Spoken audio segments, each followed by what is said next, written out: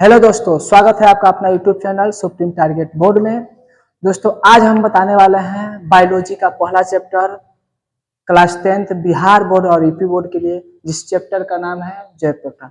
इसके पहले वीडियो में हमने जैव प्रक्रम के चैप्टर के बेसिक चीज के बारे में बताया। सजीव क्या होता है, निर्जीव क्या होते हैं, जीव विज्ञान होता क्या है, उसकी कितनी पार्ट होती हैं, शाखाएं होती हैं, उसके जनक कौन कौन है, उसके बाद से वायरस वगैरह इस सब के बारे में हमने बताया। दिमाग के बारे में कुछ बताया कि दिमाग कैसे काम करता है, उसके कितने पार्ट होते हैं। इसके पहले वाले वीडियो में हम बना चुके हैं। आप यदि नहीं दिखे हैं तो हमारे चैनल सुप्रीम टारगेट बोर्ड पे जाके देख सकते हैं। वो सब बेसिक चीज था। इसका बेसिक चीज आप जब तक देखेंगे नहीं तब तक हो सकता है थोड़ा डिफिकल्ट लगेगा। तो इसके पहले वो वीडियो जाके देख लीजिए, उसके बाद ये वीडियो आप देख सकते हैं। तो चलिए देरी ना करते हुए इस वीडियो का यानी पहला चैप्टर को हम लोग स्टार्ट करते हैं। तो सबसे चैप्टर आपका पहला हेडिंग है जैव प्रक्रम और चैप्टर का नाम ही आपका जैव प्रक्रम।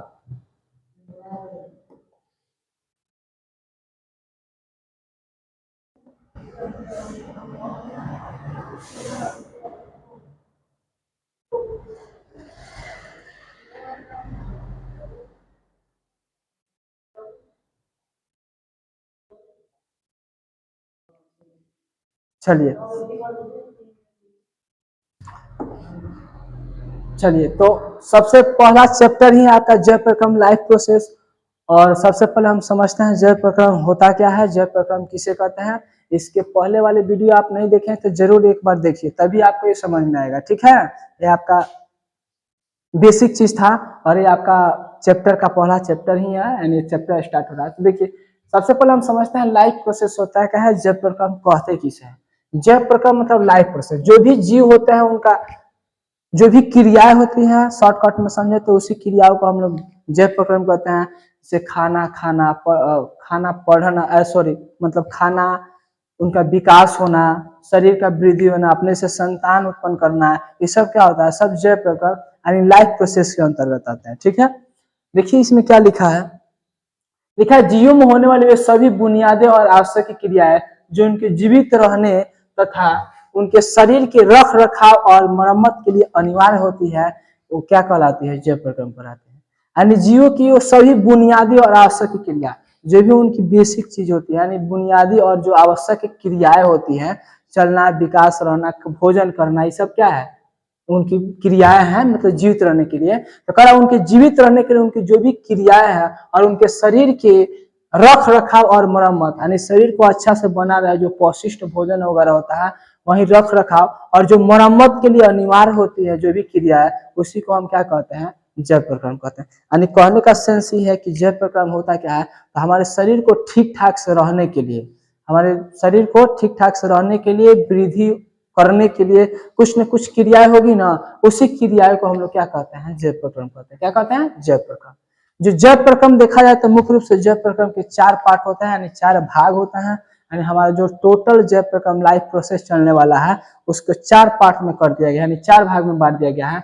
और कौन कौन वो 4 पार्ट है, तो सबसे पहला आपका पार्ट है पोषण, जिसको अंग्रेजी में कहते हैं न्यूट्रिएशन। ठीक है, दूसरा आपका श्वसन हो गया, रिस्पिरेशन हो गया, तीसरा आपका वहन या परिसंचरण हो गया, जिसको हम लोग ट्रांसपोर्टेशन कहते हैं, और चौथा हो गया उत्सर्जन, जिसको एक्सक्रेशन कहते हैं। ठीक है, इस चारों टोटल चारों मिलाया जाता है, हमारा लाइफ प्रोसेस क्या होता है, समाप्त होता है। यानी लाइफ प्रोसेस पूरी प्रक्रिया होती है, चारों मिलता है।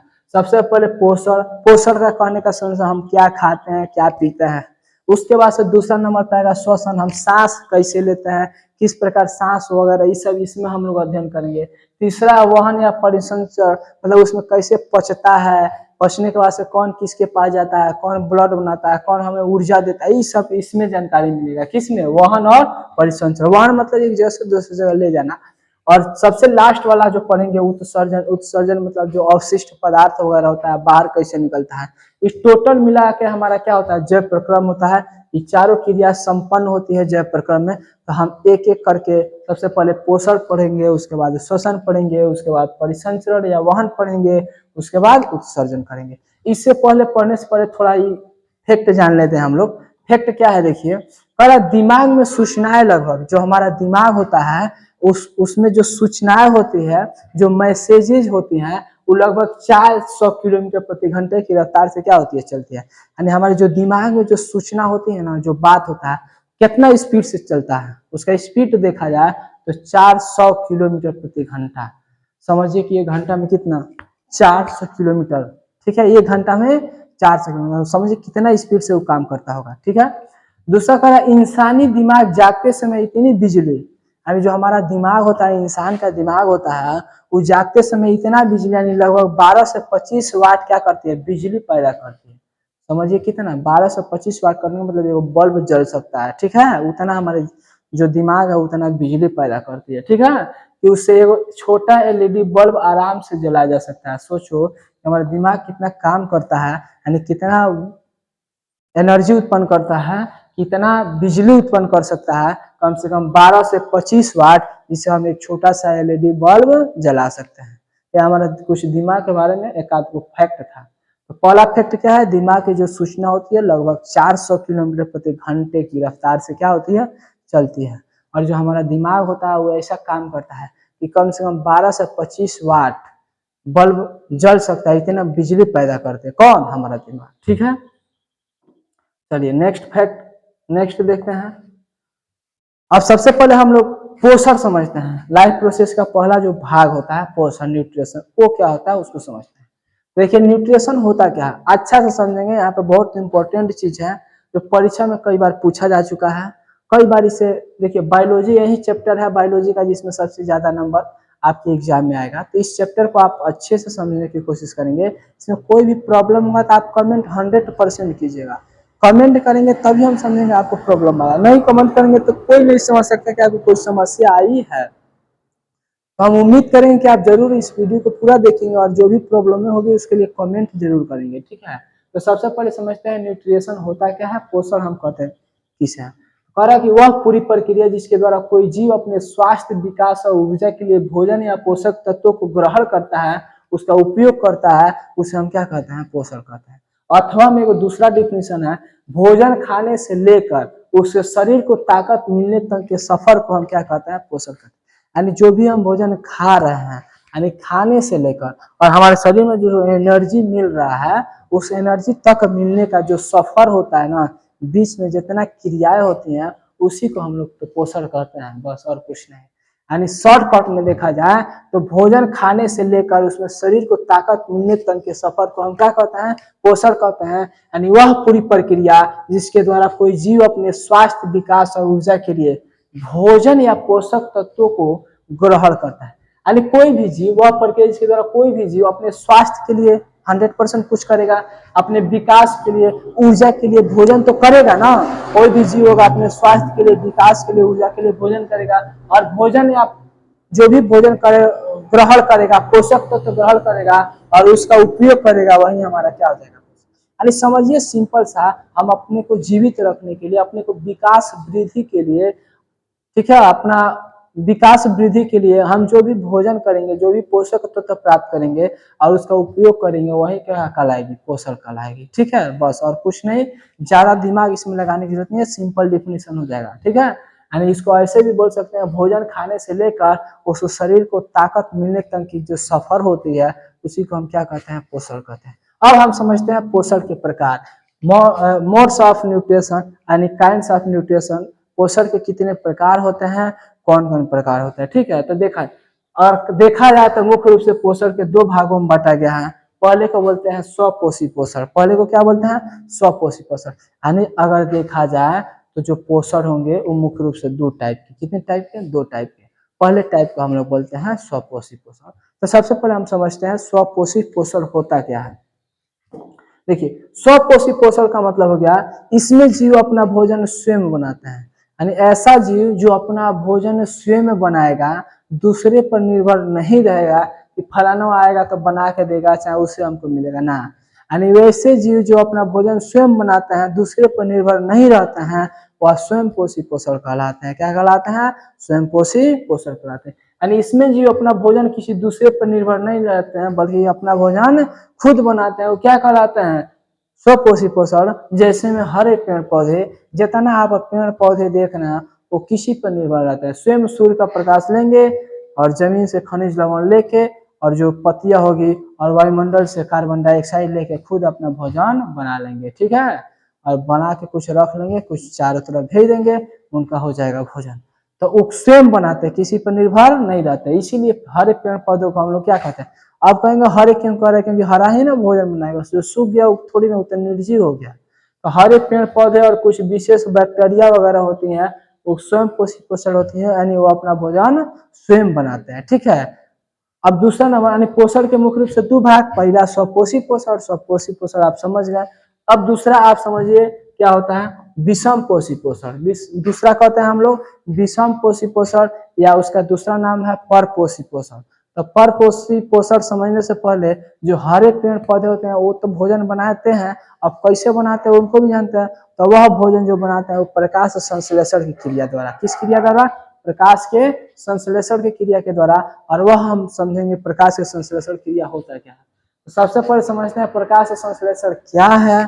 क्यों प्रकाश संश्लेषण समझ रहे हैं, क्योंकि हर एक पेड़ पौधे स्वपोषी पोषण है और स्वयं पोषी पोषण अपना भोजन स्वयं बनाते हैं, किसी दूसरे पर निर्भर नहीं रहता है। जब किसी दूसरे पर निर्भर नहीं रहेंगे तो हमको जानना जरूरी है ना जी कि आखिर वो कैसे भोजन बनाते हैं, ऐसे कैसे समझ में आएगा। तो भोजन जो हर एक पेड़ पौधे होते हैं वो स्वयं पोषी अपना भोजन खुद बनाते हैं, और कैसे बनाते हैं तो प्रकाश संश्लेषण क्रिया द्वारा। और वही हम लोग प्रकाश संश्लेषण क्रिया समझेंगे, ठीक है। कि प्रकाश संश्लेषण क्रिया क्या है, व्हाट इज द फोटोसिंथेसिस। तो चलिए हम देरी ना करते हुए समझते हैं प्रकाश संश्लेषण होता क्या है। चलिए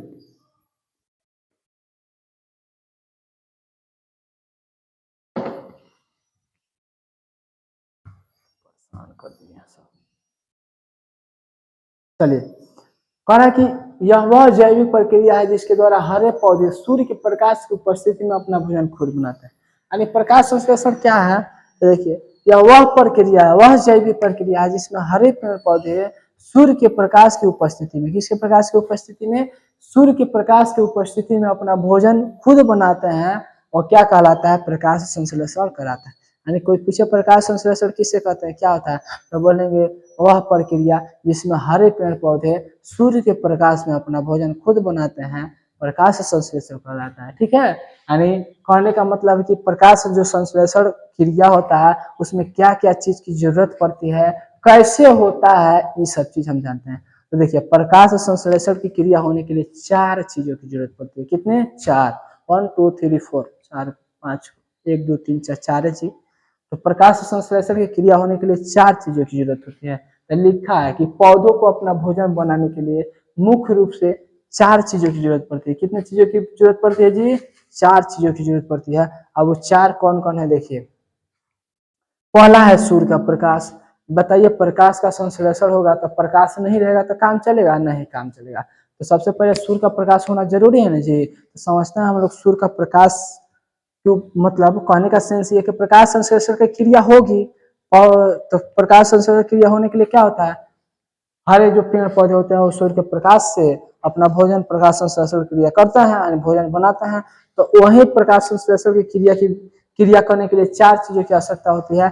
पहला है आपका कौन सा, सूर्य का प्रकाश। वह सूर्य का प्रकाश पहला चीज है। तो सूर्य का प्रकाश क्या है, ऊर्जा का मुख्य स्रोत है, यानी सूर्य के प्रकाश से ही ऊर्जा मेन मिलती है। तो पहला स्रोत कौन सा हो जाएगा, सूर्य का प्रकाश। यानी जो प्रकाश संश्लेषण यानी पौधे अपना भोजन बनाएंगे तो चार चीजों की जरूरत पड़ती है। पहला सूर्य प्रकाश, और सूर्य का प्रकाश हो गया ऊर्जा का मुख्य स्रोत। दूसरा आ गया क्लोरोफिल, क्लोरोफिल रहेगा तब भी उनका भोजन बन पाएगा। क्लोरोफिल क्या होता है इसको समझिए। तो कह रहा पौधों की पत्तियों में एक हरा वर्णक होता है, पौधों का जो पतैया होता है ना, पतैया उसमें हरा एक वर्णक होता है, रंध्र, ठीक है। जो सूर्य के प्रकाश को क्या करता है, सोख लेता है, छिद्र होता है रंध्र जिसको बोलते हैं, अपने अंदर सूर्य के प्रकाश को क्या करेगा, खींच लेगा, सोख लेगा, ठीक है। और सूर्य का प्रकाश को सोखता है, इसी कारण पत्तियां हरी दिखती है। यही कारण है कि पत्तियां भी क्या दिखती है। तो अगर परीक्षा में पूछे पत्तियां हरी किसके कारण दिखती है तो याद रखना क्लोरोफिल भी कह सकते हैं। क्या कह सकते हैं, क्लोरोफिल, कोनो दिक्कत नहीं। तो क्लोरोफिल जो होता है क्लोरोप्लास्ट में पाया जाता है, वही क्लोरोफिल होता है। यानी पौधों की पत्तियों में क्लोरोप्लास्ट पाया जाता है, क्लोरोफिल पाया जाता है, कोनो दिक्कत नहीं, सब एक ही है। तो पौधों की पत्तियों में एक हरा वर्णक होता है जिसको पिगमेंट कहता है। हरा वर्णक वहीं पिगमेंट होता है जो सूर्य के प्रकाश को क्या करता है, सोखता है, इसी कारण पत्तियां हरे दिखती है। तो देखिए पौधों को अपना भोजन बनाने के लिए 4 चीजों की जरूरत है। पहला हो गया सूर्य प्रकाश, यह ऊर्जा का मुख्य स्रोत है। दूसरा हो गया क्लोरोफिल, क्लोरोफिल क्या करता है, पौधों के पत्तियों में हरा वलक होता है जो सूर्य के प्रकाश को सोखता है, वहीं क्या होता है क्लोरोफिल। यानी क्लोरोफिल क्या है, एक हरा वलक है, क्या है, हरा वलक है। यही क्लोरोप्लास्ट में पाया जाता है, उसी को हम लोग रंध्र भी कहते हैं। यह सूर्य के प्रकाश को क्या करता है, सोख लेता है, अपने तरफ खींच के क्या करता है, सोख लेता है। तीसरा आ गया आपका कार्बन डाइऑक्साइड। तो कार्बन डाइऑक्साइड आप समझ में करते हैं, जिसको CO2 कहते हैं, क्या कहते हैं, CO2। तो पौधे इसे हवा से अपने पत्तियों में मौजूद, अब CO2 कैसे लेते हैं, तब जो पत्तियां होती है पौधे, पौधे के जो पत्तियां होती है वह वायुमंडल से क्या करते हैं, पत्तियों में जो छोटे छोटे छिद्र होते हैं जिसको रंध्र बोलते हैं, वही रंध्र स्टोमेटा के जरिए क्या करते हैं, उस CO2 को, कार्बन डाइऑक्साइड को क्या करते हैं, खींच लेते हैं, अपने अंदर खींच लेते हैं, मतलब सोख लेते हैं। उसके बाद से आ गया पानी। चौथा नंबर क्या जरूरत है, पानी या खनिज लवण। पानी को H2 और खनिज, इससे पौधे अपने जड़ों के जरिए मिट्टी से खाते हैं। तो खनिज लवण और पनिया कहाँ से लेते हैं, तो खनिज लवण और पनिया पौधे जड़ से लेते हैं, यानी जमीन से क्या करते हैं, सोख लेते हैं। तो देखिए प्रकाश संश्लेषण की क्रिया करने के लिए पौधों को 4 चीजों की जरूरत पड़ती है। पहला सूर्य का प्रकाश, दूसरा क्लोरोफिल, तीसरा आपका कार्बन डाइऑक्साइड, चौथा आपका पानी और खनिज लवण। तो सूर्य का प्रकाश ऊर्जा का मुख्य स्रोत होता है। क्लोरोफिल पौधों के पत्तियों में पाया जाता है, जो हरा होता है, वो प्रकाश के, सूर्य के प्रकाश को क्या करता है, सोखता है। और CO2 कार्बन डाइऑक्साइड होता है, या पौधे इसे हवा से, जो पतई में छोटे छोटे छिद्र होते हैं उसके द्वारा क्या करते हैं, खींच लेते हैं। और पानी और खनिज जिसे पौधे अपने जड़ों के जरिए क्या करते हैं, मिट्टी से सोखते हैं। देखिए यहाँ पे इसका रिएक्शन भी दिया है, कार्बन डाइऑक्साइड और जल कहाँ से लेता है, वायुमंडल से लेगा, जमीन से लेगा। और सूर्य के प्रकाश की उपस्थिति में जो क्लोरोफिल होता है वो रिएक्शन करके क्या बनाता है, C6H12O6, जिसको हम लोग ग्लूकोज कहते हैं, और ऑक्सीजन भी बनाएगा। ऑक्सीजन वायुमंडल में छोड़ देता है जो हम लोग लेते हैं, और यह ग्लूकोज अपना खुद भोजन के लिए रख लेता है। कौन, पत्तियां यानी पेड़ पौधे। तो कार्बन डाइऑक्साइड प्लस पानी, सूर्य के प्रकाश से क्लोरोफिल अपना ग्लूकोज बना लिया और ऑक्सीजन बना लिया, ऑक्सीजन को हम लोग को दे दिया और ग्लूकोज खुद रख लिया अपने भोजन के लिए। ठीक है, चलिए नेक्स्ट। अब देखिए पहला स्वपोषी पोषण हो गया ना, अब दूसरा हम लोग समझते हैं विषम पोषी पोषण। विषम पोषी पोषण क्या होता है,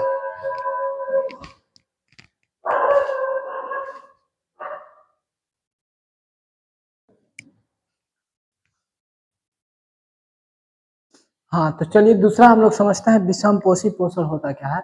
इसके पहले स्वपोषी पोषण समझ चुके हैं, अब समझते हैं विषम पोषी पोषण। स्वयं पोषी पोषण मतलब जो पोषण स्वयं अपना भोजन बनाते हैं, बल्कि दूसरे पर निर्भर नहीं रहता है, स्वपोषी पोषण कराते हैं। स्वपोषी पोषण में कुछ बैक्टीरिया आ जाएंगे, कुछ हरे पेड़ पौधे आ जाएंगे। अब हरे पेड़ पौधे प्रकाश संश्लेषण के द्वारा अपना भोजन बनाते हैं। तो हम लोग प्रकाश संश्लेषण समझ चुके हैं, प्रकाश संश्लेषण क्रिया कैसे होती है, उसमें क्या क्या जरूरत पड़ता है। अब हम समझते हैं विषम पोषी पोषण। विषम पोषी पोषण होता क्या है, एक मिनट।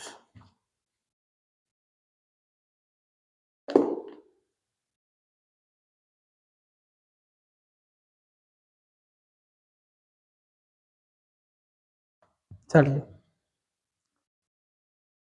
तो विषम पोषी पोषण होता क्या है, तो देखिए इसमें स्वयं पोषी पोषण में पहले जो जीव स्वयं अपना भोजन बनाते हैं स्वयं पोषी पोषण कराते हैं। अब हम समझे विषम पोषी पोषण, तो जो जीव स्वयं अपना भोजन नहीं बनाते हैं बल्कि दूसरे पर निर्भर रहते हैं, क्या कहलाते हैं, विषम पोषी पोषण। देखिए लिखा है इसमें, इसमें जीव अपना भोजन के लिए दूसरे यानी पौधे या अन्य जीव, दूसरे का मतलब कुछ पौधे पर नहीं रहेंगे या अन्य जीव पर रहेंगे। तो जो जीव अपने भोजन के लिए दूसरे यानी अन्य पौधे या जीव पर निर्भर रहते हैं उन्हें हम विषम पोषी पोषण कहते हैं। जैसे में आएंगे मनुष्य, पशु पक्षी इत्यादि, ये सब विषम पोषी पोषण के अंतर्गत आते हैं। किसके अंतर्गत आते हैं, विषम पोषी पोषण। अब देखिए विषम पोषी पोषक के अंतर्गत आते हैं, लेकिन उसके पहले समझने से पहले हम कुछ जानते हैं मुख्य पोषक तत्व। अब विषम पोषी पोषक क्या होता है, तो मनुष्य, पेड़ पौधे, पशु पक्षी हम आ जाएंगे। अब हम लोग विषम पोषी पोषक के अंतर्गत आएंगे तो हम लोग के अंदर अब कैसे पोषण होता है इसके बारे में हम लोग जानेंगे। उससे पहले हम लोग जानते हैं मुख्य पोषक तत्व होता क्या है। मुख्य पोषक तत्व होते कैसे कि ये समझेंगे नहीं तब तक चैप्टर हमको समझ में आएगा नहीं। तो हम समझेंगे कि मुख्य पोषक तत्व कौन कौन होते हैं और ये क्या क्या हमारे शरीर में कैसे काम करता है। देखिए हमारे भोजन में मुख्य रूप से 5 प्रकार के मुख्य पोषक तत्व होने चाहिए, क्योंकि 5 प्रकार का मुख्य पोषक तत्व रहेगा नहीं तो हमारा विकास होना संभव नहीं है, कुछ ना कुछ कमी हो जाएगी। तो मुख्य रूप से 5 एकदम जरूरी 100% 5 मुख्य पोषक तत्व होना चाहिए, जिन्हें 2 श्रेणी में बांटा गया। अब हमारे जो मुख्य पोषक तत्व 5 टाइप के होते हैं, उस 5 टाइप को दो ग्रुप में बांट देंगे। कितने ग्रुप में? 2 ग्रुप में। तो 5 टाइप आपको पता है कौन कौन होता है? कार्बोहाइड्रेट, प्रोटीन, वसा, विटामिन और खनिज लवण। ये 5 होता है मुख्य पोषक तत्व। लेकिन इस 5 मुख्य पोषक तत्व को 2 पार्ट में बांट दिया गया है। पहले को हम लोग बोलते हैं माइक्रोन्यूट्रिएंट्स। क्या बोलते हैं? माइक्रोन्यूट्रिएंट्स। माइक्रोन्यूट्रिएंट्स में 3 गो आता है। कौन कौन? एगो कार्बोहाइड्रेट, दूसरा प्रोटीन, तीसरा वसा। माइक्रोन्यूट्रिएंट्स में 3 गो आएगा, कार्बोहाइड्रेट, प्रोटीन और वसा। उसके बाद से कौन आएगा? उसके बाद से आपका आएगा मिक्रोन्यूट्रिएंट्स। मिक्रोन्यूट्रिएंट्स में आएगा विटामिन और खनिज। 5 हो गया ना। अभी हम 5 को समझते हैं। देखिए सबसे पहले माइक्रोन्यूट्रिएंट्स में कार्बोहाइड्रेट समझते हैं, उसके बाद से फिर आगे समझेंगे। ठीक है, तो कार्बोहाइड्रेट चलिए समझते हैं। कार्बोहाइड्रेट क्या होता है? पहले माइक्रोन्यूट्रिएंट्स समझ लेते हैं। माइक्रोन्यूट्रिएंट्स मतलब जिनकी शरीर को ज्यादा मात्रा में जरूरत होती है, यानी पोषक तत्व तो 5 होते हैं ना, तो 5 में 2 गो पार्ट है। पहला है माइक्रोन्यूट्रिएंट्स, दूसरा मिक्रोन्यूट्रिएंट्स। तो माइक्रोन्यूट्रिएंट्स है उसमें शरीर को उसको ज्यादा जरूरत पड़ती है। तो कौन कौन को? कार्बोहाइड्रेट को, प्रोटीन को, वसा को, 3 को इसके अंतर्गत आएगा। तो इस तीनों को हमारे शरीर में ज्यादा जरूरत पड़ती है, इसलिए इसको कहा गया माइक्रोन्यूट्रिएंट्स। यानी जिनकी शरीर में ज्यादा मात्रा में जरूरत होती है उन्हें माइक्रोन्यूट्रिएंट्स कहते हैं। और माइक्रोन्यूट्रिएंट्स के अंतर्गत 3 गो तत्व आता है, 3 गो पोषक तत्व आता है। पहला आता है कार्बोहाइड्रेट। कार्बोहाइड्रेट होता क्या है? तो यह शरीर को तुरंत ऊर्जा देने का मकसद है। जो कार्बोहाइड्रेट होता है ना, वह शरीर को तुरंत में ऊर्जा देगा। तुरंत क्या देगा? एनर्जी, एकदम तुरंत। जैसे खाएंगे उधर एनर्जी। इसका स्रोत कौन कौन होता है? किससे मतलब क्या चीज खाते हैं तो मिलता है? तो गेहूं हो गया, मतलब रोटी, चावल, आलू, केला, चीनी। ये क्या है? कार्बोहाइड्रेट के स्रोत है, इसे कार्बोहाइड्रेट मिलता है।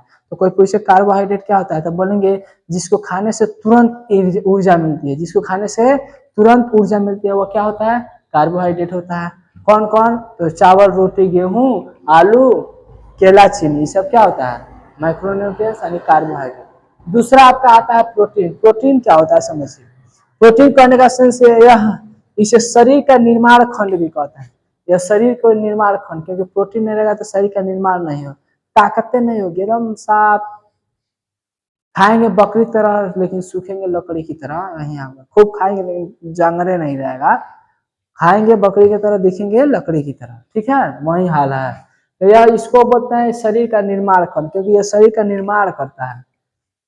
निर्माण खंड कहा जाता है। यह मांसपेशियों को विकास, जो हमारे अंदर मांसपेशियां, मांस होते हैं, उसके विकास, कोशिकाओं की मरम्मत और वृद्धि के लिए जरूरी है। जो प्रोटीन होता है वो किसके लिए जरूरी है? कोशिकाओं का मरम्मत, मांसपेशियों का विकास, टूटी फूटी शरीर की वृद्धि के लिए किसकी आवश्यकता होती है? यही प्रोटीन की आवश्यकता होती है। इसकी कौन कौन स्रोत होती है? तो इसे दाल खाने से मिलेगा, दूध, पनीर, अंडा, सोयाबीन, मांस, ये सब खाने से मिलती है कौन सी? प्रोटीन। तो प्रोटीन को हम लोग निर्माण खंड, शरीर का निर्माण खंड भी बोला जाता है। यह मांसपेशियों का विकास करता है, कोशिकाओं की मरम्मत करता है, शरीर की वृद्धि करता है। कौन? प्रोटीन, याद रखिएगा। दालें, दूध, पनीर, अंडा, सोयाबीन, मांस इत्यादि खाने से हमारे शरीर के अंदर किसकी मात्रा मिलती है? प्रोटीन की। ठीक है,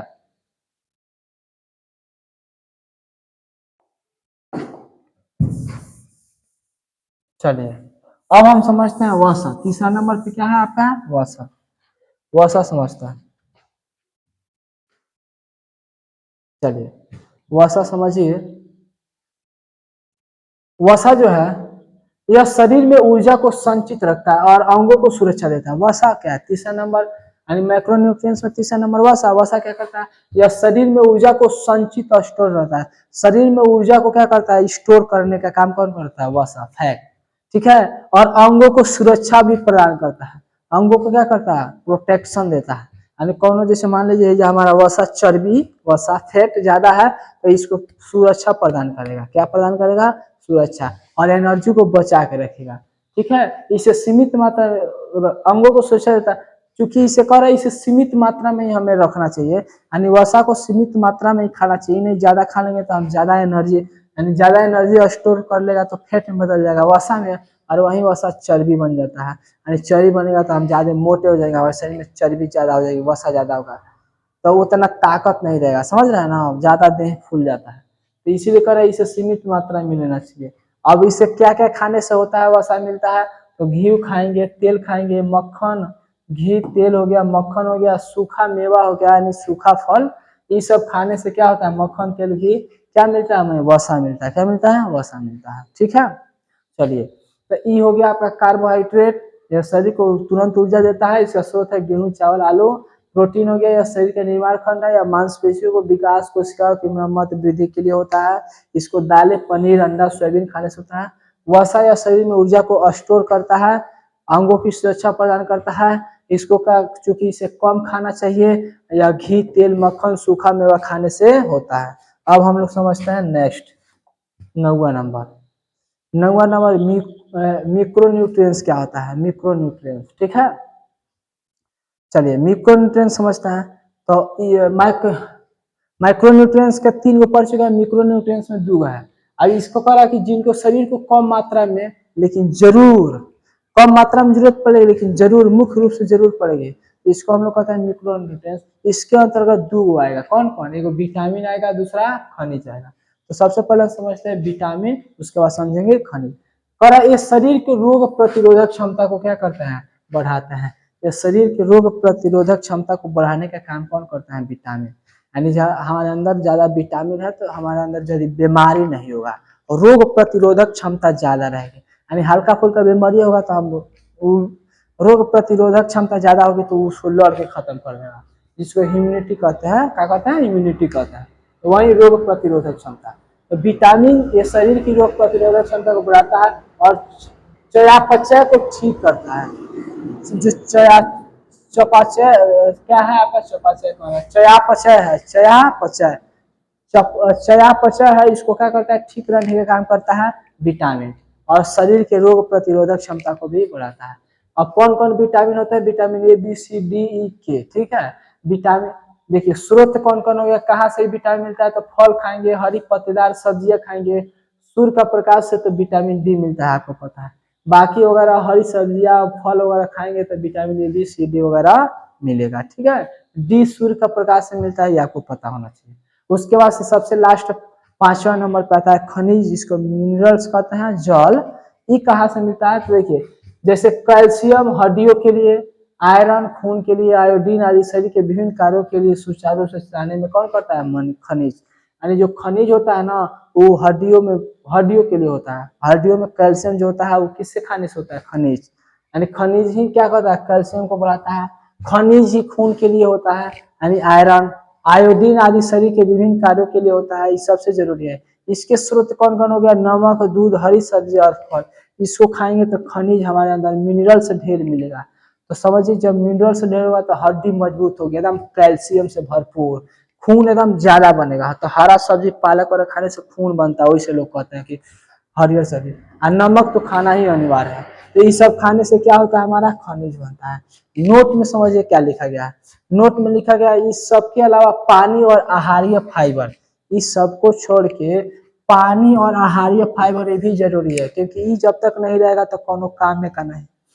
ये भी पोषण का एक क्या है, अनिवार्य हिस्सा है, जो पाचन क्रिया को दुरुस्त रखता है।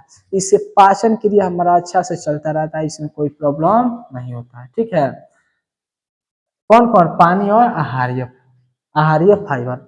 चलिए आज हम सोचना है कि इतना ही रहने दे रहा है, फिर हम मिलेंगे नेक्स्ट वीडियो में, इस चैप्टर को फाइनल करने की कोशिश करेंगे, ठीक है। तब तक के लिए हम इसी वीडियो में इतना ही मानते हैं। इसमें जो भी प्रॉब्लम आए आप उसको कमेंट कीजिए, कमेंट करके जरूर आप बताइए कि सर ये प्रॉब्लम है। कमेंट करेंगे तो अच्छा लगेगा हमें, ताकि समझेंगे कोई बच्चा देख रहा है। इसमें जो भी प्रॉब्लम है वो भी, इसके लिए भी कमेंट कीजिए। हम उम्मीद रखते हैं कि आप लोग जरूर कमेंट करेंगे, ठीक है।